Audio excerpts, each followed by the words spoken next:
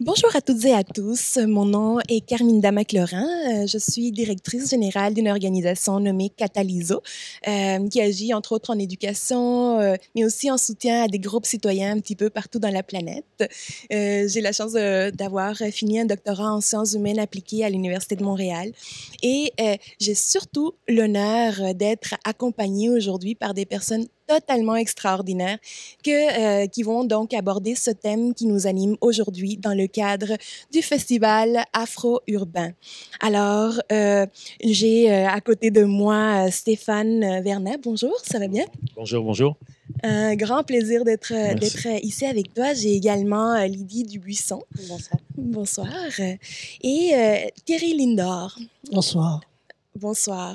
Alors, nous avons déjà eu l'occasion de se rencontrer un petit peu en coulisses, mais je vais tout de même vous laisser vous présenter. Je pense que vous allez le faire mieux que moi. Je sais que, bon, Stéphane, tu es dans le milieu donc de la production de films, mais je te laisserai nous en dire un petit peu plus.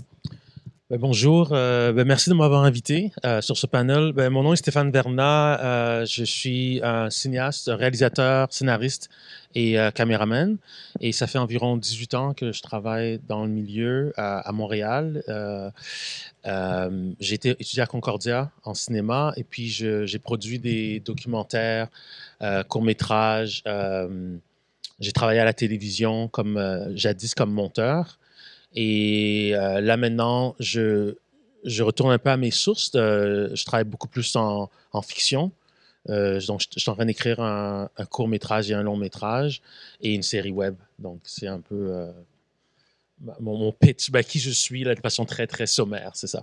Merveilleux. Tu vas pouvoir nous en dire un petit peu plus dans pas trop longtemps. Je sais que tu fais des choses passionnantes, donc on va en entendre parler un petit peu plus très bientôt. Bonjour encore une fois, Lydie. Ravie de te... Bonsoir, c'est vrai. Nous le soir, le jour. Alors, toi, tu es plus dans le milieu du théâtre. Tu peux nous en dire un petit peu plus? Oui, donc moi, mon nom est Lydie Dubuisson, je suis dramaturge, donc les arts vivants. Hein, moi, c'est vraiment c'est l'art de la scène. Donc, je roule ma bosse depuis longtemps. Je suis une Montréalaise. Donc, depuis 2000, je me promène, que ce soit en musique, que ce soit justement la comédie musicale, pour éventuellement me ramasser avec le théâtre. Mais comme beaucoup de personnes, on se voit d'abord comme des entertainers. Donc, moi, je voulais être Lauryn Hill. Donc, j'ai commencé en faisant de la musique. J'ai fait des albums. J'ai chanté pendant longtemps avec le People's Gospel Choir of Montreal. Puis, mais éventuellement, j'ai trouvé ma voie vraiment dans le théâtre. Plus je faisais de la comédie musicale, plus je me rendais compte que l'art vivant a beaucoup à transmettre. On peut apprendre beaucoup. On peut beaucoup réapproprier avec l'art de la scène. Et donc, maintenant, j'écris mes histoires. Je mets en scène. Et je partage et je fais des cercles d'auteurs avec des jeunes pour pouvoir m'assurer qu'il y ait de plus en plus d'histoires noires qui puissent sortir et puis qu'elles soient racontées. Fantastique. J'ai vraiment hâte d'en entendre un petit peu plus. Merci beaucoup d'être parmi nous. Ça fait plaisir. Bonjour Thierry. C'est un grand plaisir d'être là avec toi également. Donc, toi, tu es plus du côté de l'entrepreneuriat. Tu peux nous en dire un petit peu plus? Oui, effectivement. Moi, je suis entrepreneur à la base. Je suis aussi délégué au G20. J'ai représenté le Canada en Arabie Saoudite cette année et au Japon l'année dernière, ainsi qu'aux Nations Unies. Je suis entrepreneur dans un espace où on crée des plateformes numériques et aussi des plateformes vivantes ou dites physiques, donc de l'événementiel, un peu comme on est aujourd'hui. On a eu la chance de collaborer avec Malala Yousafzai, Vice President Al Gore, Gary Vee, Charlemagne the God, Issa Rae, pour en nommer quelques-uns. Donc voilà ce qu'on fait. Fantastique, quel parcours incroyable. Donc, on va en entendre parler également un peu plus. Alors, comme vous le savez, aujourd'hui, le thème qui nous anime est justement comment, malgré les barrières linguistiques, l'art peut nous unir. Donc, c'est évidemment un très grand sujet. Donc, je vous propose de rentrer tout de suite dans le vif de ce sujet-là en vous demandant, peut-être en commençant par toi, Stéphane, en quoi penses-tu que la langue est une barrière des fois pour ta carrière ou en général? Comment la langue peut être une frontière? Ben moi, j'ai un parcours particulier dans le sens que je suis haïtien d'origine, mes parents sont haïtiens, mais j'ai grandi dans un quartier anglophone. Donc, ça fait que j'étais à l'école en français, je parlais en français et en créole chez moi. Et mes amis du quartier parlaient anglais. Donc, ça a pris un peu de temps avant que mon anglais rattrape mon français, mais éventuellement, comme adolescent, j'étais comme parfaitement bilingue, tu vois. Donc, je comprenais le créole, je le parlais pas très bien, mais je parlais anglais, français. Donc, ça fait que quand je suis devenu adulte, quand je commençais à travailler, je pouvais vraiment parler anglais, français. Puis, mais quand j'étais dans un milieu francophone, les gens ne savaient pas que je parlais anglais, puis vice-versa.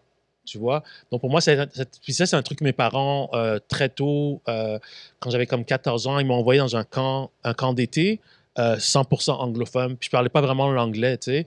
Donc là, c'était comme survival. Donc là, j'ai dû, en 2 semaines, tu sais, comme pick it up. Puis je suis revenu là, puis je parlais anglais parce qu'à un moment donné, tu sais, t'es dans un camp, tu sais, un camp d'été où tu dors, là. Et donc, c'était un peu ma façon d'apprendre l'anglais. Puis après ça, quand je suis revenu, j'ai dit, OK, je vais m'améliorer. Puis comme je suis dans un quartier anglais, donc j'avais des amis anglophones. Puis ça fait que j'ai pas...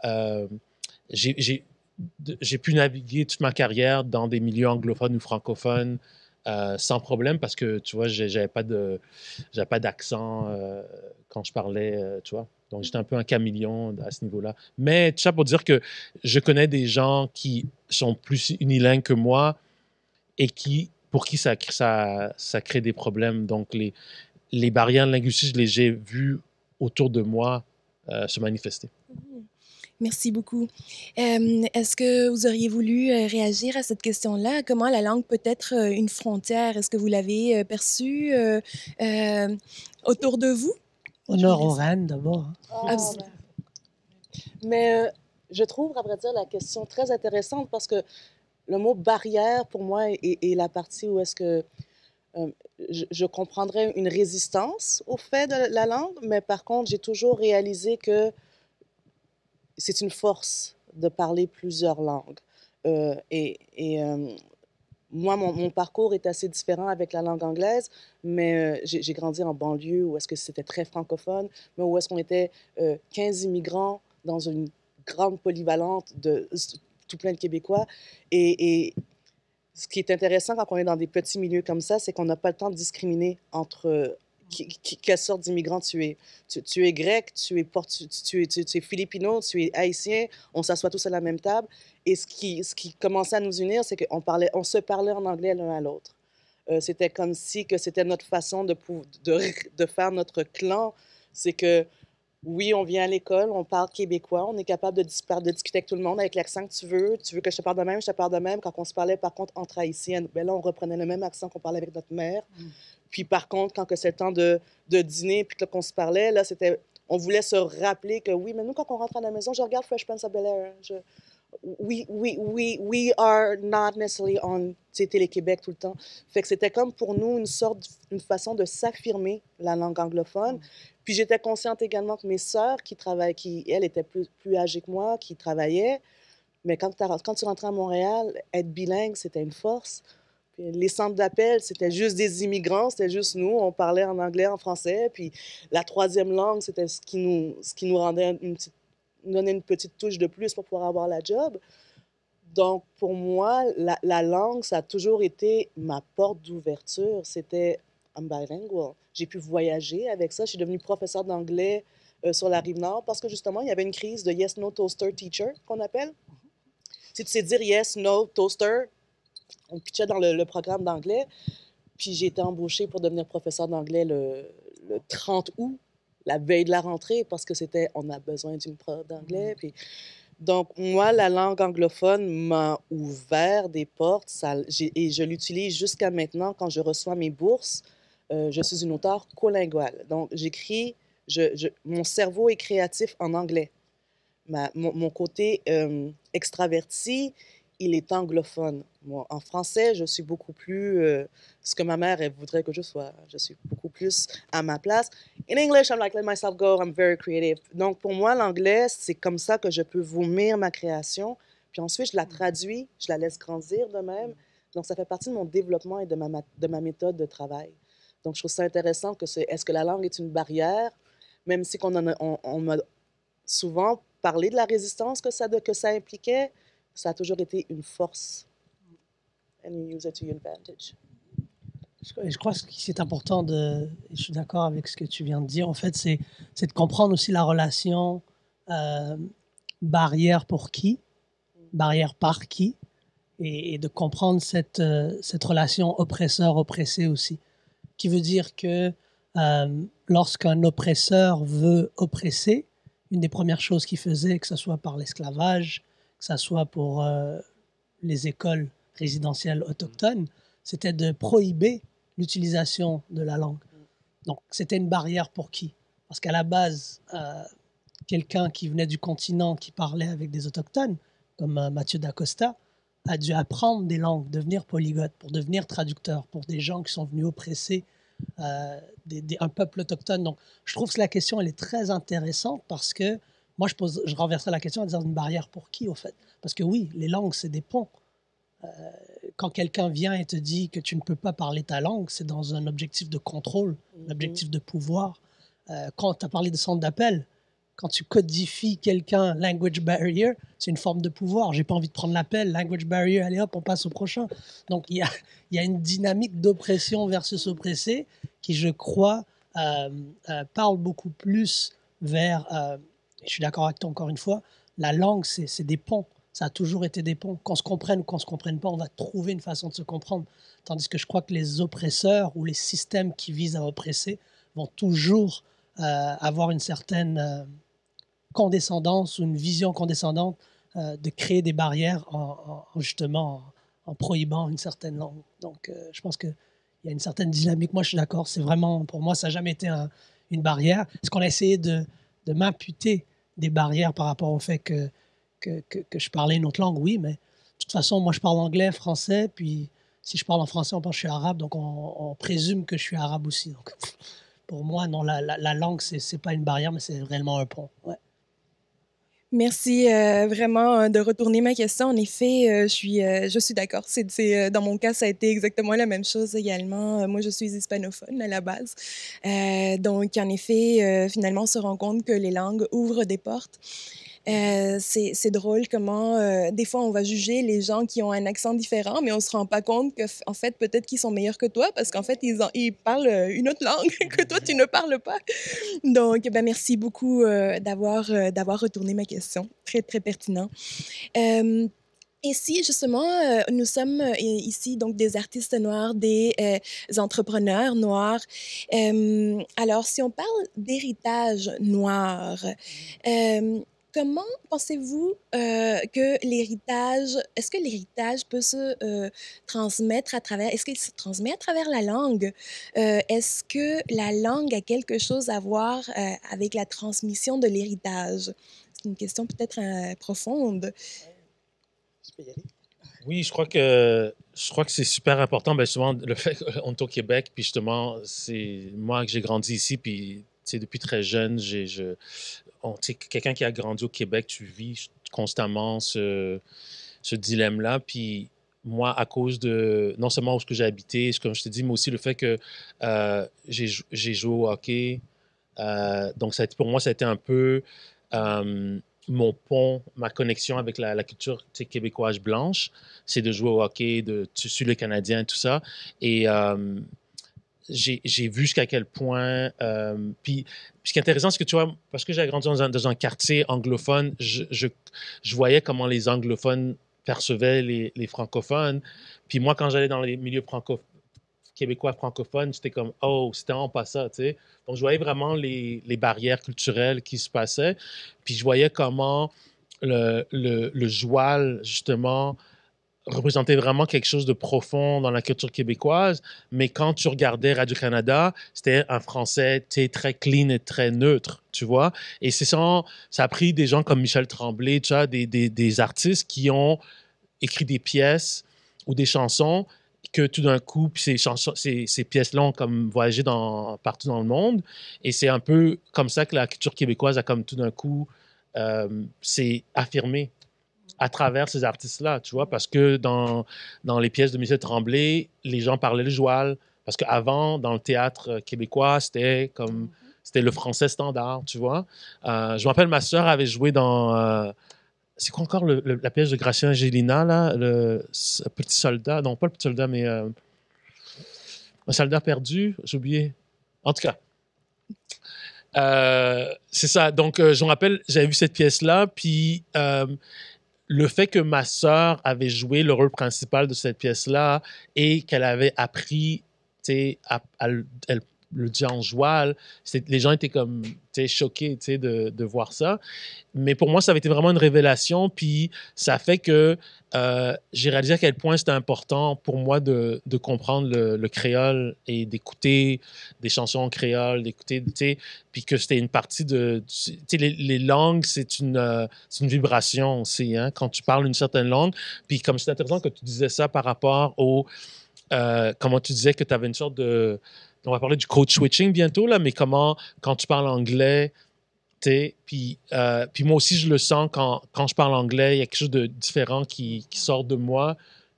Et puis moi, mon début de ma carrière a été très anglophone parce que j'ai étudié à Concordia. Et donc, mon milieu artistique était très anglophone. Puis, donc, ce que j'ai écrit au début, c'était tout anglophone. Puis récemment, il y a un producteur qui est venu me voir et me dit « Ah, j'aimerais ça t'engager pour écrire une web série, mais c'est en français, tu sais. » Puis là, j'étais comme « OK. » Puis là, j'ai commencé à écrire en français. Puis ce qui m'a choqué, c'est que il y avait pas de... Au début, j'étais comme « Oh my God, it's gonna be different and whatever. » Mais c'est sorti, tu sais, c'est comme... J'ai vu que j'écrivais différemment, mais j'étais comme dans mon creative flow. C'est pas comme si j'étais comme « Oh, j'ai de la misère à parler d'émotions X ou Y en français. » Parce que j'ai grandi francophone, mais c'était intéressant pour moi d'aller chercher cette vibration francophone dans moi, puis qu'il y avait d'autres choses qui sortaient. Donc, par exemple, comme à cause de l'anglais, j'ai beaucoup... Ma culture black est très afro-américaine, tu vois. Mais quand j'écris en français, c'est comme si mon côté antillais sort plus. Mais sans... C'est pas comme si je n'ai pas d'agenda, mais c'est comme tu comprends. Donc, je crois qu'il y a quelque chose de vraiment deep dans les langues. Et moi, j'ai eu la chance de tourner au Nunavik. Et puis, au Nunavik, ce qui est vraiment intéressant, c'est que la langue, le Inuktitut, elle est parlée, c'est comme tout le monde le parle. Tous les Inuits parlent leur langue à l'école, ils l'apprennent et tout ça. Et pour avoir été dans des communautés autochtones, pour moi, les communautés les plus fortes, c'est les communautés où la langue est parlée par tout le monde. Que ce soit une force, là je parle de force économique, force spirituelle, psychologique. Donc, je crois que être connecté à ta langue, ça te connecte à quelque chose qui va plus loin que toi. Et ça fait que même si tu vis dans un système qui t'opprime, ben ça devient, comme tu disais, entre ethnies, puis je l'ai vécu aussi. OK, notre trône de la résistance, c'était l'anglais parce que, OK, we're all other, right? Et donc, je crois que c'est vraiment c'est important cette question-là parce que souvent, on vit dans une hégémonie puis on veut justement effacer les différences. Puis justement, c'est ça. La force de la pluralité en bout de ligne. Merci beaucoup pour cette réponse. Lydie, toi, tu es dans le théâtre. Tu nous disais tout à l'heure que bon, tu mènes un processus créatif qui est multilingue.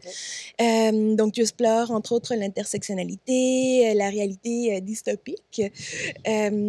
Donc, tu nous as donné quelques éléments de réponse déjà au début, mais donc, comment s'expriment à travers le théâtre, dans ta création, les langues? Donc, comment tu les utilises? C'est-à-dire que dans ta façon personnelle, bon, l'anglais va sortir le côté un peu plus extraverti quelque part. Est-ce que ça s'exprime également à travers ta création artistique?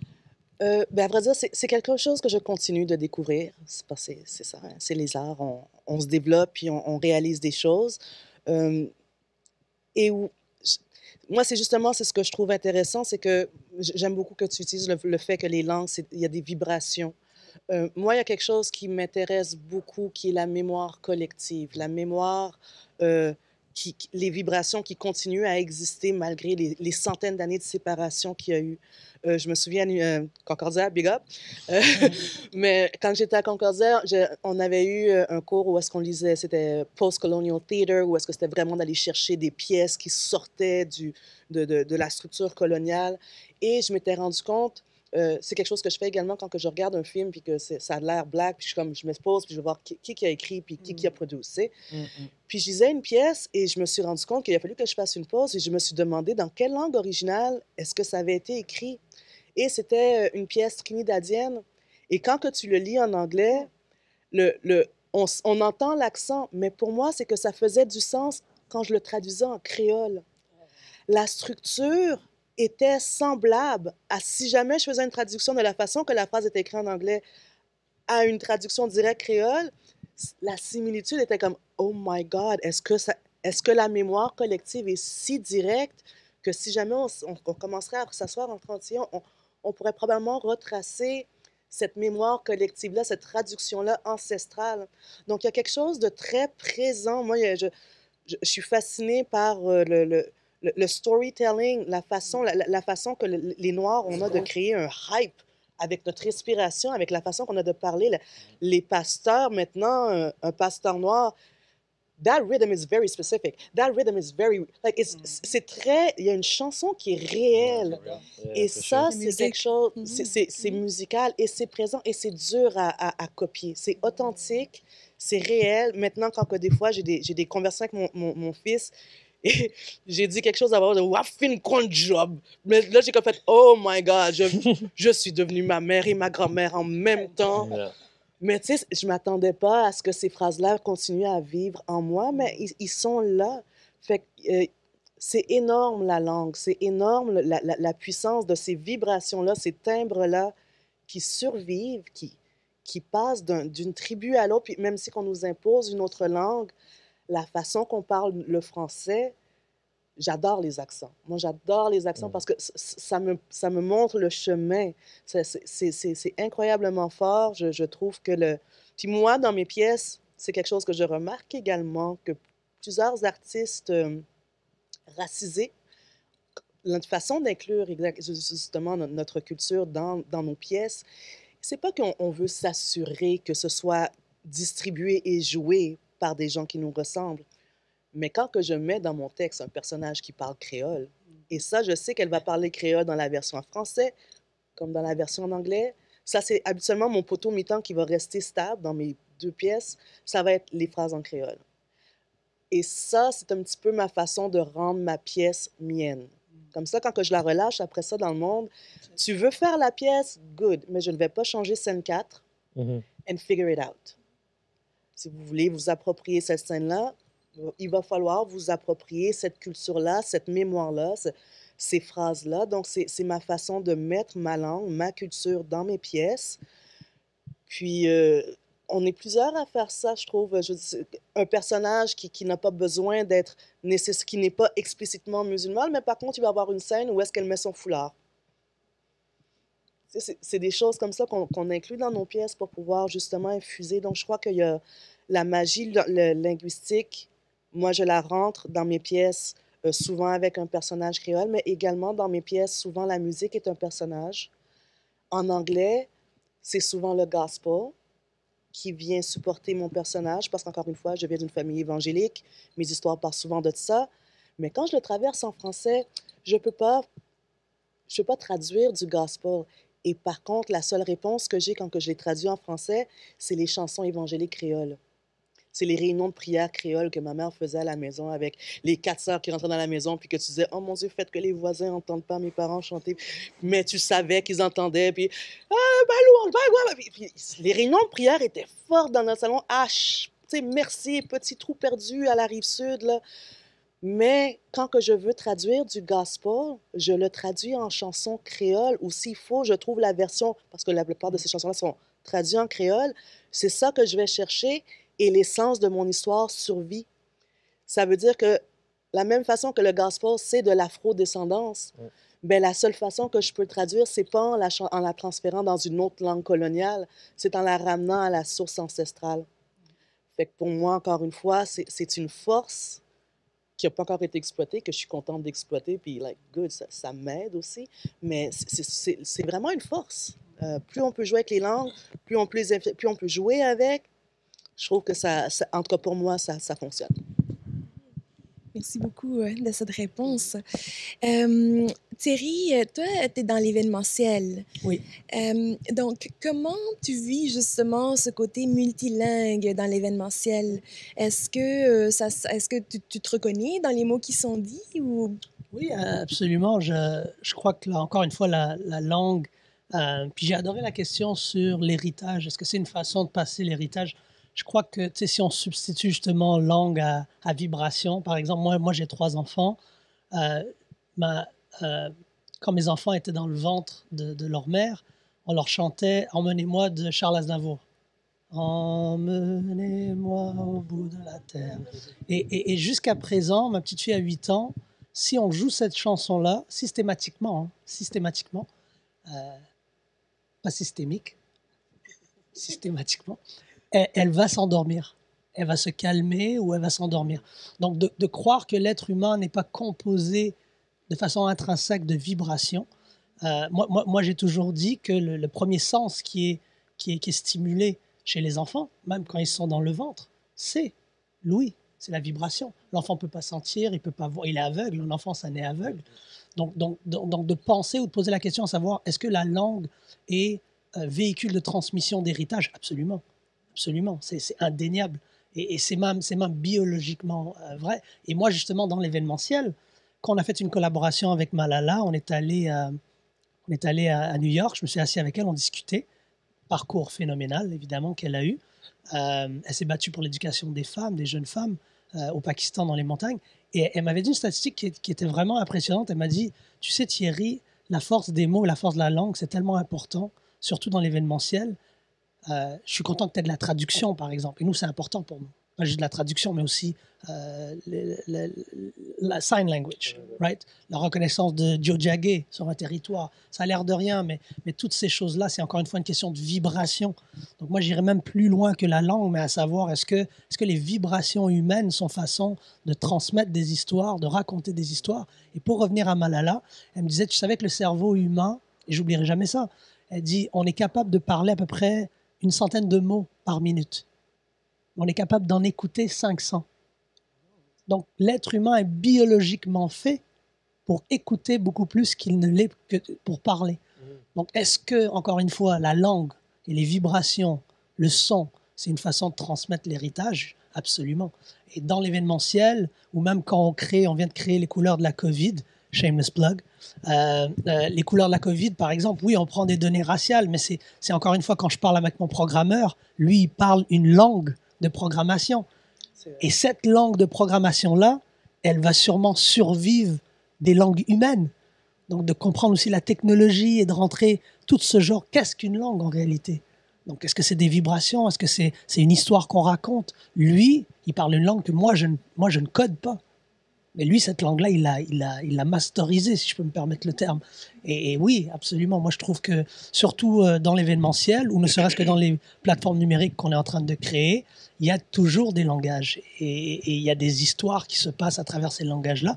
Même que mon père, qui est né en Haïti, grandi à Chicago, il me disait, il faut que tu comprennes au moins le créole, ne serait-ce que si tu n'es pas capable de le parler, parce que c'est la langue de tes ancêtres. On ne dit pas la vision de Molière, on ne dit pas l'odorat de Molière, on dit la langue de Molière. Hein? Donc je crois que oui, absolument, il y a une importance dans la langue en soi qui est indéniable. Ouais. Moi, j'ajouterais que, en fait, quand on parle de langue, c'est pas juste la langue orale, tu vois. Je crois que la musique, la danse, moi je danse aussi, et je crois qu'il y a plein de choses, tu sais, puis c'est intéressant que tu parles de ça parce que mon fils est programmeur, et justement, tu sais, comme donc, tu sais, Pascal, il y a la langue Pascal, tout ça, mais justement, il faut comme élargir c'est quoi une langue, parce que moi, en tant que cinéaste, ce qui me fascine beaucoup, ça rejoint un peu ce que tu disais, c'est que j'ai beaucoup étudié le cinéma noir, et puis j'ai commencé à voir que dans la diaspora, il y avait des trucs qui reliaient des différents cinéastes, que ce soit des cinéastes noirs américains, d'Afrique, d'Europe, des Antilles, et qu'il y avait quelque chose de la même façon que quand tu écoutes la musique black, il y a quelque chose, tu sais, que ce soit le jazz, le blues, le hip-hop, le reggae, il y a quelque chose. Une cadence. Il y a une cadence qui est là. Puis, un des trucs que moi qui me fascine dans mon travail, non seulement de créateur, mais aussi de cinema scholar, c'est de commencer à reconnecter, reconstituer c'est quoi l'histoire du cinéma black à travers le langage cinématographique. Comme c'est un art qui est nouveau pour nous, mais que comme n'importe quoi qu'on fait, le basketball, avant que les Blacks, je le joue, est très différent que le basketball maintenant. Jour et la nuit. For sure. Right? You know, like the dunk n'existait pas avant. Right? Puis quand tu regardes n'importe quel sport, puis tu le vois, quand tu commences à le voir, puis pour moi, Piquet Subban is a revolutionary hockey player, parce que Piquet Subban, il faisait des affaires que nobody had seen before. Mais moi, je limiterais pas ça au sport. Moi, Barack Obama fait de la politique comme j'ai jamais rien vu. For sure, exactly. Tu vois ce que je veux dire? Non, for sure, exactly. Je pense qu'à la base aussi, c'est de faire la différence entre l'art et la créativité. C'est ça. Parce que pour moi, l'art, c'est comme dire la poésie ou la chanson. Ou de dire, admettons, l'art, ça serait l'italien. La chanson, ça serait le grec. Mais à la base, le latin de tout ça, c'est la créativité. Ouais. Et moi-même, je fais attention même de ne pas toujours utiliser le mot art, surtout quand je parle aux jeunes, les jeunes qui écoutent, parce que dès qu'on dit le mot art, on est en train de ségréguer une grande partie de la jeunesse, parce que des fois, ils vont se dire, ben moi, je suis pas aussi artistique que Stéphane. Ouais, c'est ça. Moi, je suis pas aussi artistique que... Mais en réalité, est-ce qu'ils sont créatifs pour avoir des enfants? Les enfants, l'être humain est né pour créer. Oui, c'est ça. Tu vois, l'être humain, ma fille aujourd'hui, elle me dit, papa, est-ce que je peux avoir ça? Je dis non. Elle revient, elle dit, papa, est-ce que je peux avoir ça, s'il te plaît? Ah, je dis, bah là, oui. Mais elle a créé une solution. Tu vois, la codification. Donc, moi, je ne m'arrêterai pas qu'à Piquet Subban, mais j'irai jusqu'à dire que même l'activisme de Will Prosper, d'Émilie Nicolas, c'est pas de l'activisme québécois de souche, franco-canadien. Non, c'est de l'activisme à notre façon. La personne noire, la femme noire spécifiquement, c'est un être qui est naturellement créatif. Et je crois que l'élixir de la mélanine, c'est la créativité. C'est divin, en fait. Ça vient du soleil, selon moi. Donc, ça, c'est une autre histoire. Mais pour rejoindre ton point, je pense qu'il ne faut pas juste dire le sport. Il faut vraiment dire tous les secteurs. Non, mais le sport, parce que c'est un truc... Je sais le sport parce que c'est un truc qu'on peut voir. Tu vois, mais tu as raison, parce que tu vois comment Malcolm X, c'est comment... Tu écoutes les speeches de Malcolm X, puis tu peux voir la connexion, même si c'était pas un gars... il était religieux dans le sens de... Mais tu peux voir les connexions avec Martin Luther King. 100%. Et leur façon de parler, puis tu le vois même maintenant avec Obama ou d'autres politiciens noirs. Donc, il y a ça. Mais ce qui est intéressant, c'est justement... Je trouve ça intéressant parce que souvent, un truc qui m'épate beaucoup maintenant, c'est que avant, les Noirs, c'était entertainment or sports.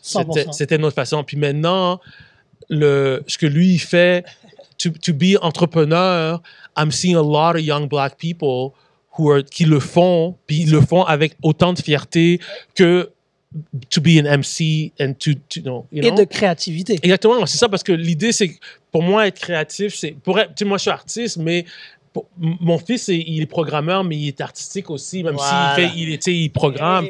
Puis l'idée, c'est de dire aux gens, to be creative, c'est un truc, dans tout ce que tu fais. Tout ce que tu dois, la cuisine, la façon d'être parent, tu peux être créatif. Donc, être créatif, c'est pas juste être quand t'es artiste, c'est comme dans tout ce que tu fais, puis ça ouvre les portes qui fait que tu sais, your blackness, tu peux l'exprimer dans n'importe quoi. C'est ça. Ne te limite pas à I'm going to be a basketball player, je vais faire du rap et tout ça, mais c'est comme dans n'importe quoi, la façon que tu gères la maison d'Haïti, tu vois. Donc, c'est important d'élargir. Donc, pour moi, la raison pourquoi je parlais du langage, c'est qu'il faut que le langage sorte, que juste les mots. Que ça sorte que ça aille dans les cheveux, comment les blacks, comment on gère nos cheveux. It's super, it's creative, donc c'est ça. Absolument. Donc, finalement, la créativité, finalement, l'art est comme une seule expression de cette créativité-là. Voilà. Oui, absolument, absolument. Et finalement, la créativité. Mais finalement, peut-être que c'est aussi un privilège, cette créativité-là. Comment on peut détourner justement ce privilège-là? Comment on peut faire en sorte que ça devienne quelque chose qui soit potentiellement reçu ou senti comme leur par justement les jeunes qui nous regardent. Mais je crois que la créativité, c'est même pas un privilège au fait. Parce que si on regarde dans n'importe quelle ère humaine, les gens souvent les plus oppressés, ce sont les gens les plus créatifs. Absolument. Moi, j'ai eu l'honneur d'aller au Brésil et on reste dans le sport. Les Brésiliens, ils jouent pas comme les Allemands. Non, c'est clair. Et ça sort d'une envie de sortir de la dèche, de sortir de la misère. L'économie informelle également. Voilà. Et si on regarde même dans tout système d'oppression, qui est-ce qu'on tue en premier? C'est les créatifs. Ouais. Qu'est-ce qu'on oppresse en premier?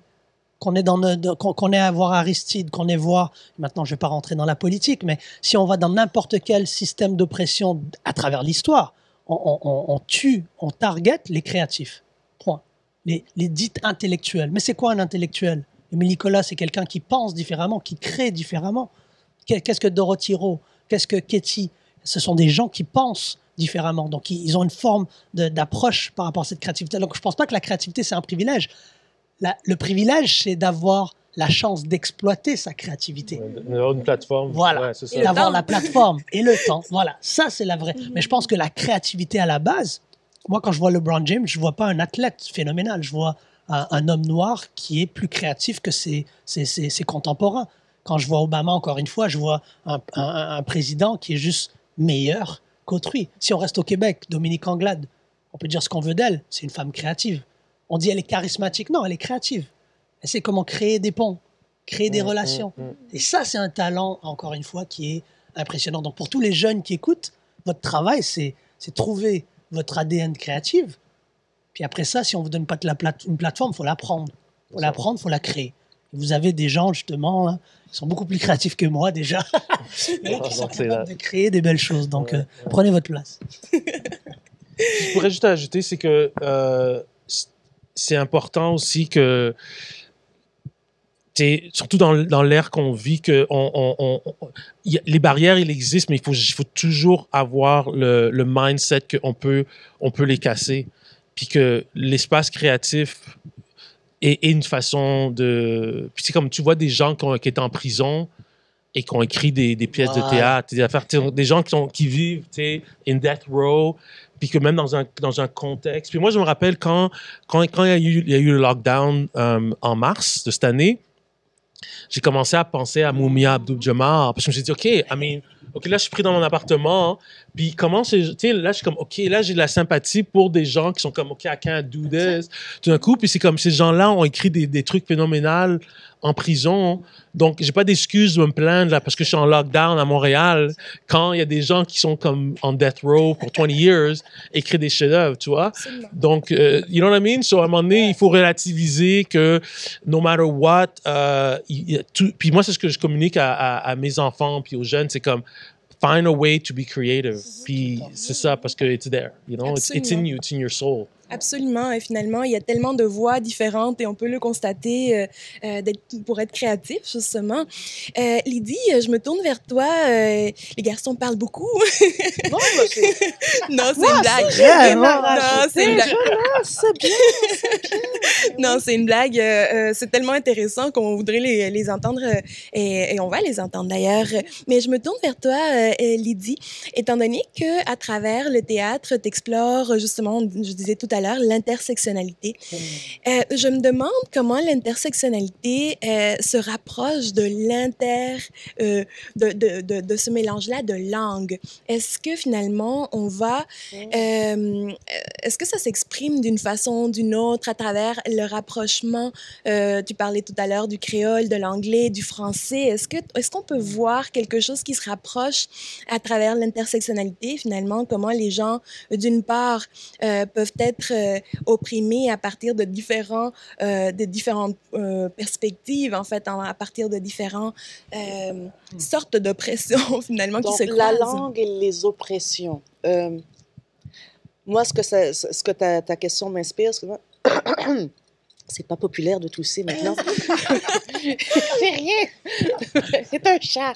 Donc, mais moi, ce que ça éveille en moi comme réponse, c'est que ça nous fait voir que justement, les langues, Je me souviens un jour, j'ai réalisé que je suis limitée aux langues que je parle et que je comprends, et qu'il y a toute une panoplie de livres, de chansons, d'histoires que j'ai besoin qu'ils soient traduits dans un langage que je comprends.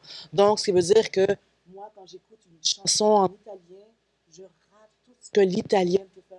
Oh, c'était tellement bien dit. Puis tu te rends compte que les langues, c'est... j'habitais en Chine 2 ans. Et il n'y a rien de plus compliqué que de demander à une personne, OK, en mandarin, comment est-ce que je dis la couleur bleue? Ça dépend, c'est le ciel, c'est un objet, est-ce que c'est... Puis tu te rends compte qu'un terme que tu penses que c'est juste une couleur, non, ça dépend. Parce que si tu parles du ciel, on va dire tel mot.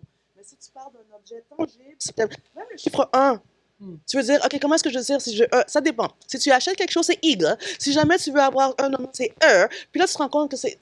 Les langues sont différentes. Et par contre, si on regarde juste la comparaison entre le français et l'anglais, quand je fais des traductions de mes pièces, des fois, on s'arrête, puis je dois aller sur Facebook. How would you translate that? Parce que la conversation n'est pas rendue en français. J'ai eu une conversation ce matin avec une autre artiste et on parlait du white passing. Et je dois dire, on parlait du white passing. Pourquoi? Parce que le terme en français... Je ne l'ai pas encore trouvé, c'est des qui se passent. Puis il y a plein de termes qui... Tu peux nous en dire justement un petit peu plus pour les personnes qui nous écoutent? Le white passing, c'est quelqu'un qui est culturellement noir, donc qui est noir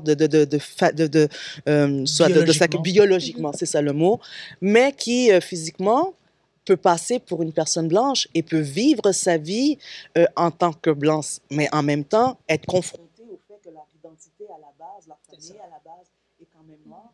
Et ces gens-là sont souvent confrontés à justement des conversations qui ne se seraient pas passées devant eux parce que justement, ils sont white passing et ils ont cette impression-là de... Caméléon, en fait. C'est un petit peu le principe quand que la personne noire, quand tu réussis puis que ton collègue te dit finalement, j'oublie que t'es noir.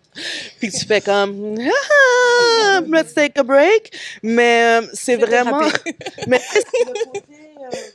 le côté qu'il y a tu peux être invisiblement noir, mais cette conversation-là, en français, il faut que je décrive la situation. Il n'y a pas de mot pour...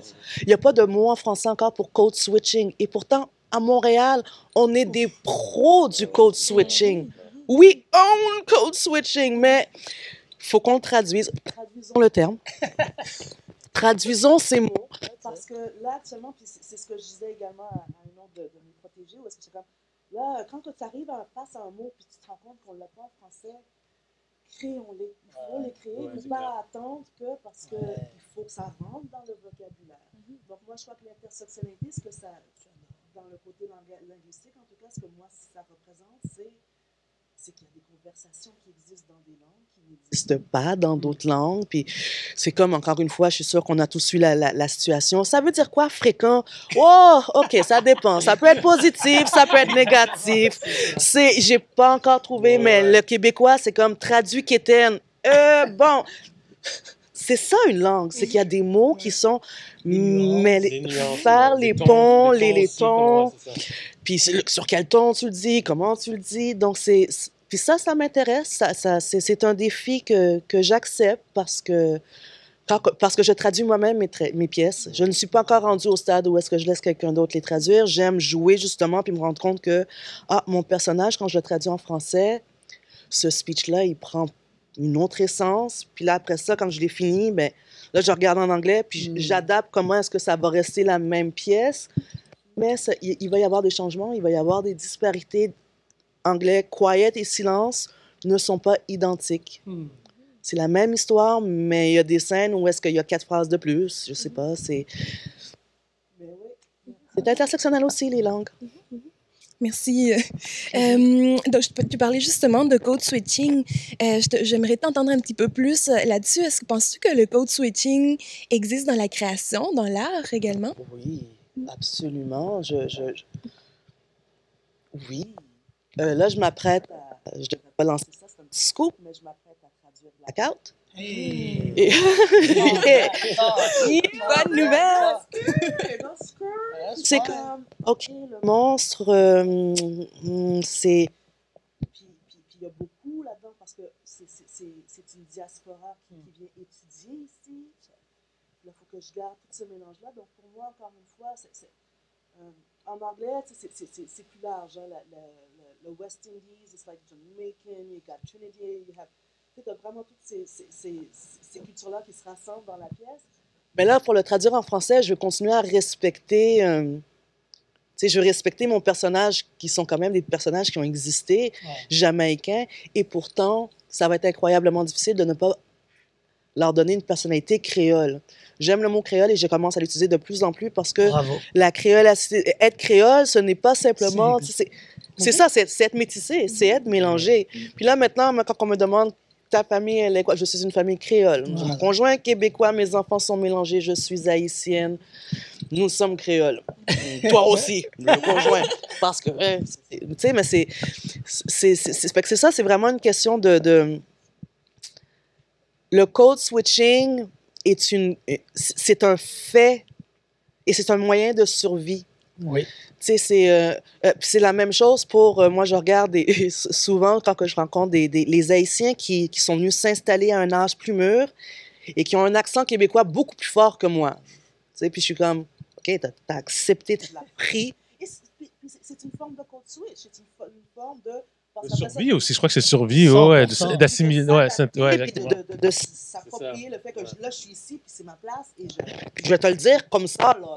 Puis là, t'es comme, OK, t'es pas obligé, mais if that works for you, that works for you, and I'm going to respect it. Mais fait que j'ai hâte de m'asseoir avec ces personnages-là, parce que le fait qu'ils soient historiques, je peux pas tricher comme que je triche avec mes propres pièces, ou est-ce que c'est comme... On est rendu en français, Haitian it is. Puis c'est juste aller avec ça.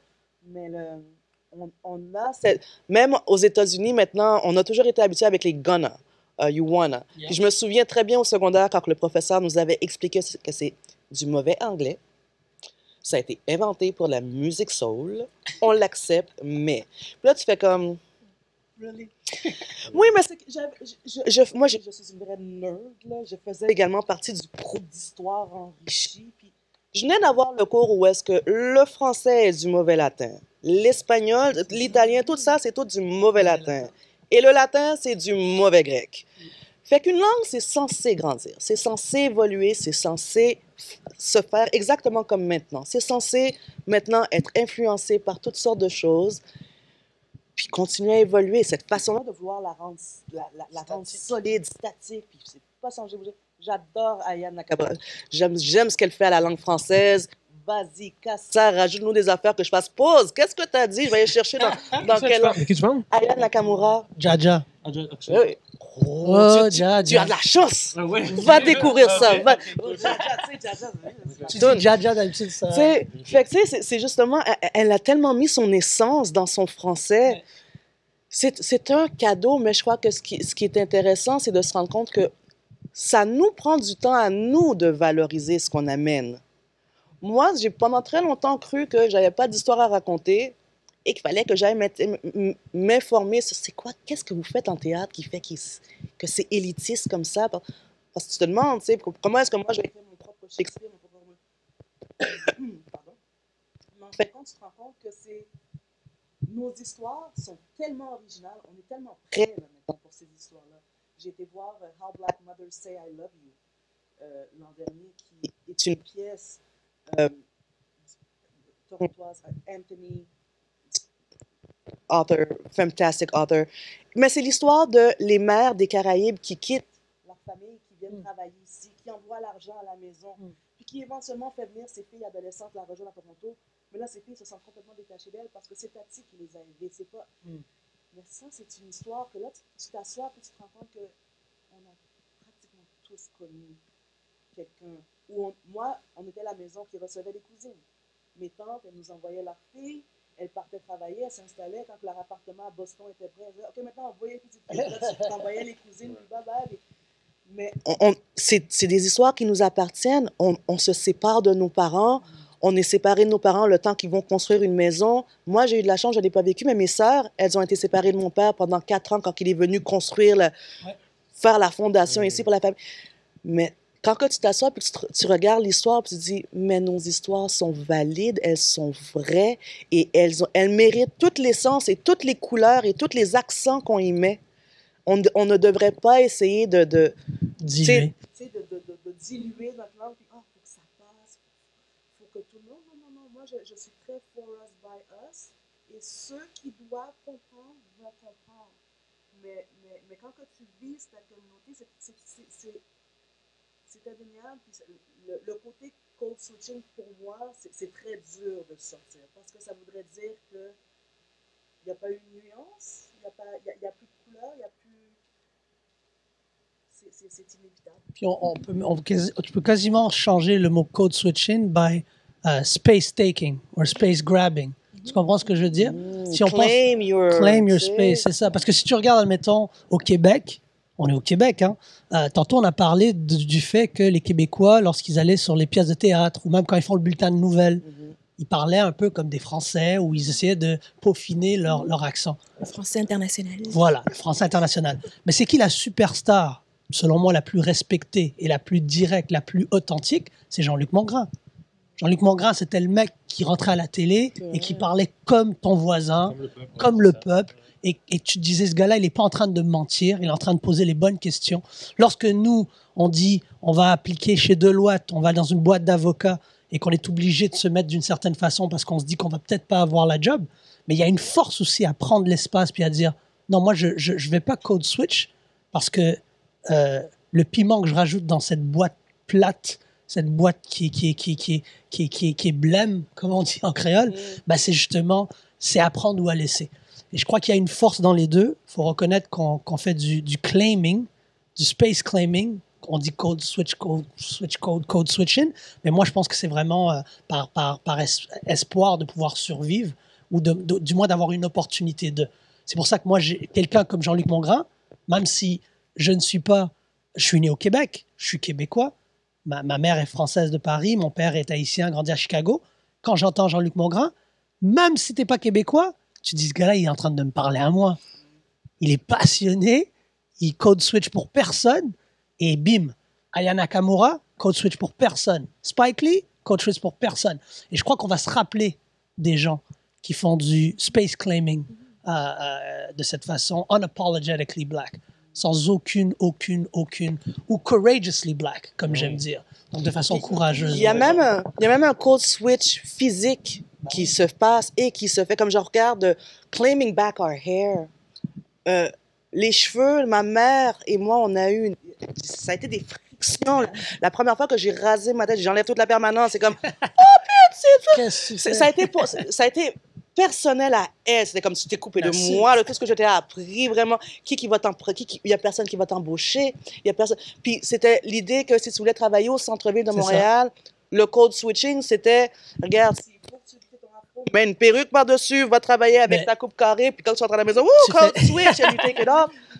Mais tu te rends compte que ça aussi, fait que maintenant, ça c'est quelque chose que, quand on voit de plus en plus, she's braiding her hair pendant une pièce. Mais c'est à cause que là, tu veux forcer que on va faire une scène où est-ce que tu t'assois, Vinny Mpegnen, on met toi là, puis là, c'est vraiment, j'aime vraiment que tu dis ça, claim back the space. Fait que le code switch, c'est plus que juste linguistique, c'est tout Ça, c'est Le tellement vrai. switching qu'on fait pour quand il faut être présentable. OK. Ben, Obama, le mime où est-ce C'est qu'il serre la main de tout le monde, puis il arrive à la fin. Ben oui, ça c'est un mime qui est légendaire. Donc, anyways, ouais.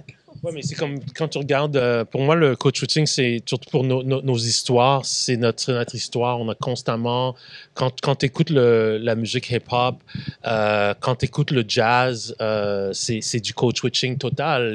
Les jazzmen du début, ils jouaient, parce qu'ils jouaient pour des blancs de la musique classique, et le soir, entre eux, they would go, you know, to the Congo Square and whatever. Le hip-hop, c'est du code switching total, dans le sens que le hip-hop is about black people getting together, qui créent leur propre langage. Puis si tu veux le comprendre, c'est toi qui dois rentrer. Si tu veux comprendre Wu-Tang, ben, you have to do the work. There's a thing. Je comprends rien. Exactement. Même moi, que je suis un hip-hop head, j'écoute Wu-Tang, I'm like, what are they saying? Puis là, c'est comme, je dois travailler pour comprendre ce que ces gars-là disaient. Puis c'est ça. Mais qu'au début, ce qui t'attire vers ça, c'est que tu vois quelque chose de, comme tu parlais de mon grand, quand le Wu-Tang spit, ben it's them. It's Staten Island all the way. You know? Pour les jeunes qui écoutent en parlant de hip-hop, tu regardes, mettons, un Loud. Ouais. Lui est constamment en code switching. Il sait même pas. Il pense qu'il fait quelque chose de naturel. Mais c'est rafraîchissant d'avoir un Tikazo qui sort là bientôt son album, qui dit moi je code switch pour personne. J'ai pris un hiatus de 20 ans. Là je reviens et je fais du boom bap. I'm claiming that space. C'est rafraîchissant. Mais ce qui est intéressant, c'est que tu vois, je crois que, puis on parlait de privilège tout à fait, c'est que nos ancêtres ont dû faire du code switching parce que sinon... Par survie. Ben oui, parce que écoute, il y a plein de gens, back in the days, si tu étais noir et on apprenait que tu savais lire et écrire, on te tuait. Ben oui. Like straight up. So you had to act illiterate. Imagine that, Correct. que tu dois apprendre à lire et écrire en cachette. Tu sens là, que tu n'as pas de laptop, là, de tablette, là. Tu sais, c'est comme, you do it. Puis tu prends tout cet effort-là, et quand tu parles à ton maître, you have to act dumb. Parce que si jamais il voit que tu es plus smart que lui, you're done. So imagine, donc le fait que nous maintenant, on peut être unapologetic, c'est, moi, quand je le vis, c'est comme, I'm like, I know que c'est un privilège que mes ancêtres n'ont pas eu. Big time que privilège. you can't mess with that parce que c'est des vies qu'on, tu sais. Donc, il y a quelque chose pour moi d'incroyable que fait que maintenant, on peut, que ce soit nos cheveux, notre habillement, n'importe quoi, qu'on peut claim our blackness and everything you do parce que it's not, tu sais, on l'a payé pour ça, des gens qui ont payé leur vie, tu sais. Absolument. Ben, justement, ça prend beaucoup de courage. Moi-même, je l'ai expérimenté avec mes cheveux, étant donné que j'ai vécu en Amérique latine pendant 20 ans. Et c'est drôle parce que dans les milieux où j'habitais, je connaissais aucune autre personne noire à part mon père. En fait, ça m'a pris 30 ans de lâcher mes cheveux. C'est drôle à dire, je m'en rendais presque pas compte comment finalement... Et j'ai commencé... Oui, absolument. J'ai commencé à lire sur le sujet et je me suis rendu compte finalement que les cheveux étaient finalement l'expression plus visible du stigma à part la couleur de la peau qui représentait finalement les nœuds, le désordre et tout ça. Finalement, il fallait absolument qu'on cache nos cheveux pour ressembler aux personnes noires et je me suis rendu compte que... aux personnes blanches. Et je me suis rendu compte que moi, j'étais vraiment, vraiment là-dedans. C'est tout un processus. On arrive à la fin mais avant, c'est vrai, hein, ça a passé tellement vite.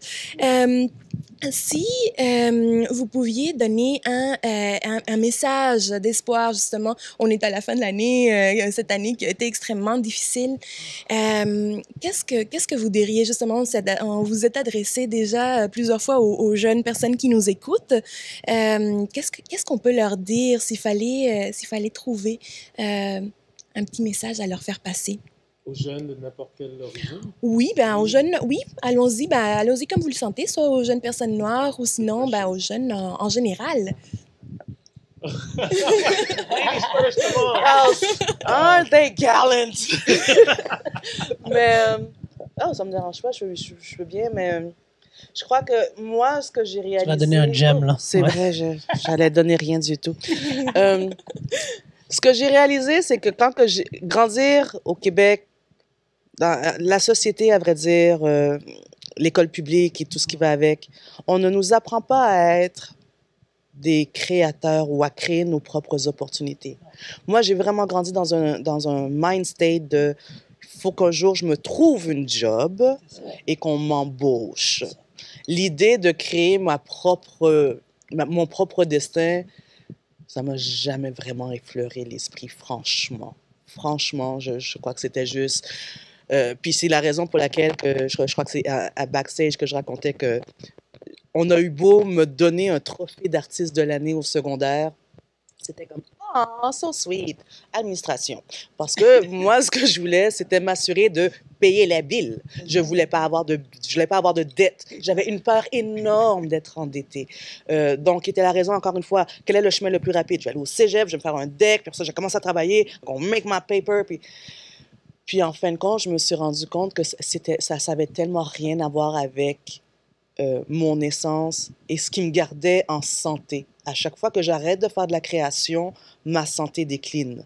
Donc, vaut mieux prendre le risque et de manger beaucoup de soupe ramen pendant la vingtaine, mais suivez la passion.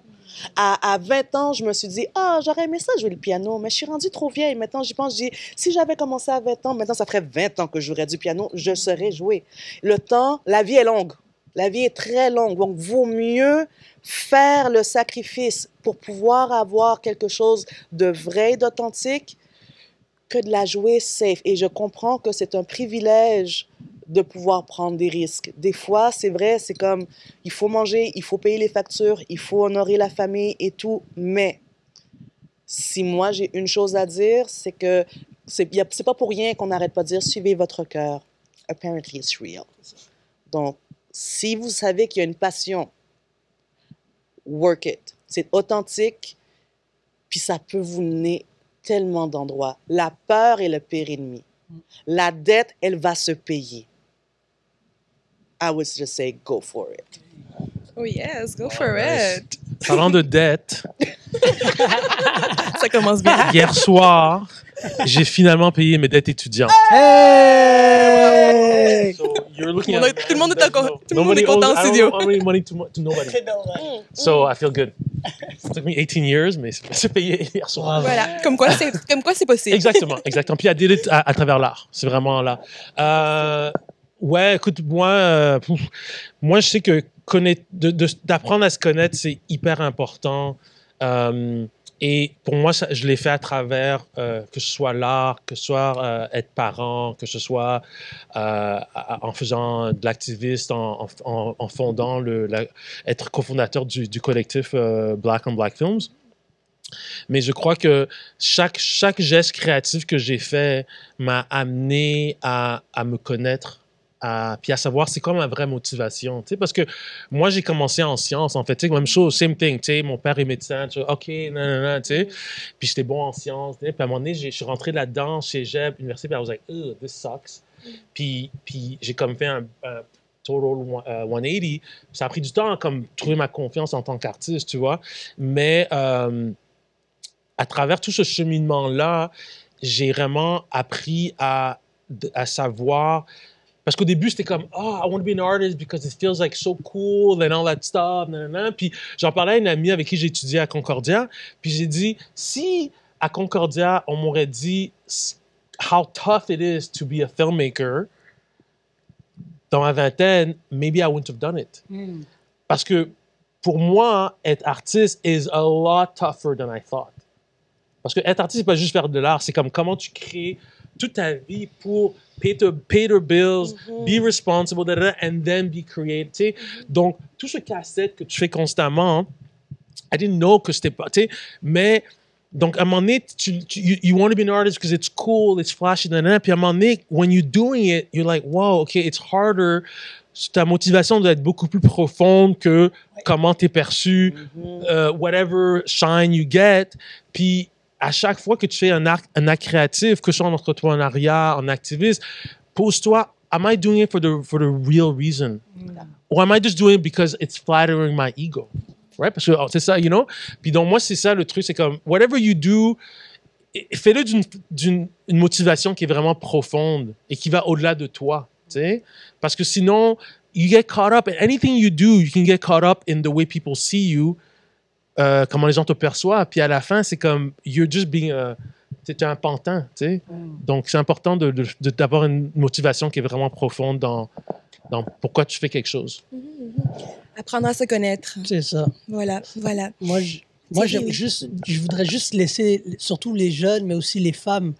Moi, je crois qu'il y a 3 types de personnes, puis je le crois viscéralement. Il y a des consommateurs, il y a des curateurs, puis il y a des créateurs. Puis ça, surtout pour les jeunes, les gens qui écoutent, si vous êtes sur YouTube, 99% des gens sont des consommateurs. Souvent, ces consommateurs-là, c'est des gens qui ont des 9 à 5. Les gens qui sont curateurs, ils vont faire des review vidéos, ils vont regarder du contenu, ils vont passer du contenu. Ce sont des curateurs de contenu. Mais le 1% qui prend le temps de créer, qui prend le risque d'être créateur, de réellement créer quelque chose, ils inventent quelque chose. Et c'est sûr que c'est toujours plus dur au début. C'est facile de curate content. Mais quand on passe en mode création, on a ce qu'on appelle du intellectual property. Et ça, c'est quelque chose pour les communautés noires. On doit commencer à valoriser le contenu et la création intellectuelle parce que ça a beaucoup plus de valeur que le contenu et la création, le physical property. Donc oui, l'immobilier, mais la propriété intellectuelle, ça appartient aux créateurs. Donc moi, j'aimerais vous laisser sur ça. Choisissez qu'est-ce que vous voulez être, consommateur, curateur ou créateur. Et je vous rappellerai une chose. On parle de Malcolm X, on parle de MLK, on parle de Martin Luther King. Tous ces gens-là, ils ont déjà fait de la prison. Et vous savez qui les a sortis de prison? C'était les Nina Simone, Aretha Franklin, c'était Harry Belafonte, Sammy Davis Jr. C'était des créateurs. Il n'y a pas d'entrepreneuriat noir et d'activisme noir sans créateur noir. Et pour les femmes, élever un homme créateur, c'est élever une communauté. Élever une femme créatrice, c'est élever une nation. Donc moi, je vous dirais, élevons plus de femmes créatrices, puis on va être correct en tant que communauté noire.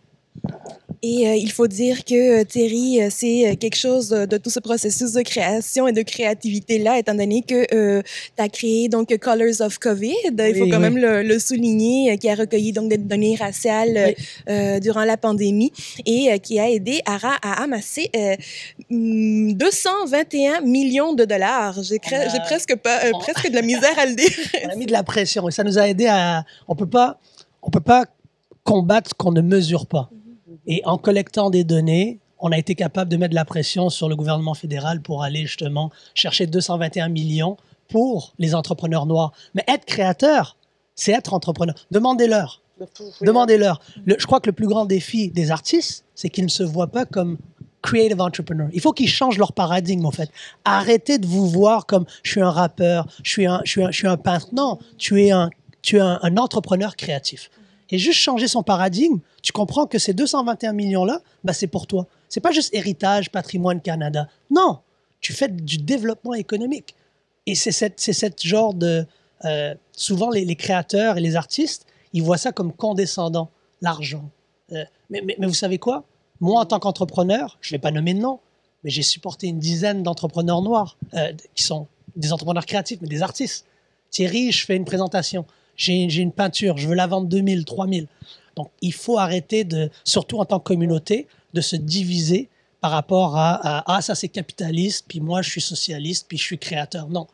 Tu es un créateur, tu es artiste, tu es entrepreneur. Apprends les lois fiscales, apprends les crédits d'impôt, apprends à aller chercher les subventions.